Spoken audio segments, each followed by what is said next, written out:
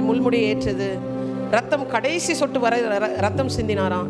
இப்படி நிறைய விஷயங்கள் நினைப்போம். முக்கியமாக இந்த சிலுவை என்றாலே தண்டனை என்று நமக்கு ஞாபகம் வரும்.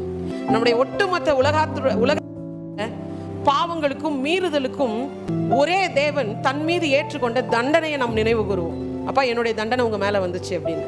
ஆனா ஆவியானவர் என்கிட்ட சொன்னாரு, அதை காட்டிலும் ஒரு மேன்மையான விஷயத்தை நீங்க நினைக்கணும். என்னன்னா, சிலுவை என்பது சிலுவையினால் அறையப்பட்டதுனால் மன்னிப்பு வரல, நான் மன்னித்ததுனால தான் நான் சிலுவைக்கே வந்தேன். மன்னிப்பும் தேவனுடைய அன்பும் என்பது ஆஃப்டர் குரூசிபிகேஷன் கிடையாது. பிஃபோர் குரூசிபிகேஷன்லே அவர் நம்மளை ஃபர்கிவ் பண்ணி தான் இருந்தாரு. அவர் நம்ம மீது அன்பா தான் இருந்தாரு. அப்ப எப்படி எனக்கு புரியல, உங்க மன்னிப்பு புரியல, உங்க அன்பு புரியல, அதனால தான் இந்த சிலுவை மரணம். அவர் என்ன சொல்றாருன்னா, தம்முடைய ஒரே பேரான குமாரனை உலகத்தில் கொடுத்து இவ்வளவாய் அன்பு கூர்ந்தார். So what is mean by Good Friday? What is mean by சிலுவையில் அறையப்பட்ட இயேசு அப்படின்னா, கொடுத்து இவ்வளவாய் அன்பு கூர்ந்திருக்கிறேன் என்பதை காட்டும்படி தன் ஜீவனை கொடுத்தாராம். இயேசு எல்லாம் முடித்தார், கணக்கு முடித்தார், விலையை கொடுத்தாரு, கரையத்தை கொடுத்தாரு.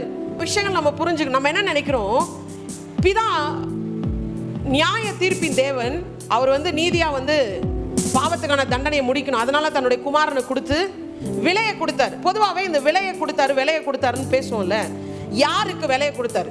ஏங்க, யார்கிட்டயும் நம்ம விற்கப்பட்டிருந்தோம். எங்க யார்கிட்டயோ விற்கப்பட்டிருந்தோம். இப்போ விற்கப்பட்ட நம்ம இவர் விலை கொடுத்து வாங்குகிறார். நான் கேட்கிறேன், யார் இடத்தில் விற்கப்பட்டிருந்தோம்? தப்பு. இதுதான் நம்ம கான்செப்ட். இன்னொன்னு, இயேசு கிறிஸ்து பிதாவின் இடத்துல விலை கொடுத்தார். ஒரு கேட்டகரி. அப்படி ஒரு சில கேட்டகரி எப்படின்னா, பிசாசு கிட்ட கொடுத்து நம்ம பிசாசு கிட்ட விற்கப்பட்டிருந்தோம்.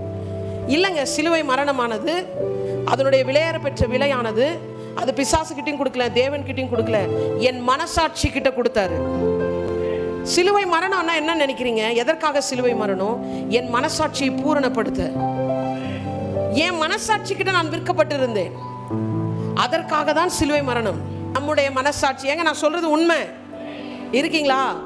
எபிரேய ஆக்கியோன் தெளிவாக சொல்லுகிறார், நம்முடைய மனசாட்சியை பூரணப்படுத்துவதற்காகவே தன்னுடைய குமாரனை இந்த உலகத்தில் தந்தாராம். எத்தனை பேர் ஆமேன்னு சொல்றீங்க? ஸோ நான் சொல்றேன், இங்க ஹீரோவும் இங்க ஹைலைட்டும் நான் தான். இங்க நான் தான். பிசாசுக்கிட்டலாம் நம்ம விற்கப்படலை. பாவம் நம்மால் அவன் சபிக்கப்பட்டவனாய் மாறினான். இருக்கீங்களா? ஸோ நம்முடைய மனசாட்சியை பூரணப்படுத்துவதற்கு இவ்வளவு விலையேற பெற்ற கிரயத்தை கொடுத்திருக்கிறார் என்றால், அவர் நம்மிடத்தில் பாராட்டின அன்பு எவ்வளவு பெரியது.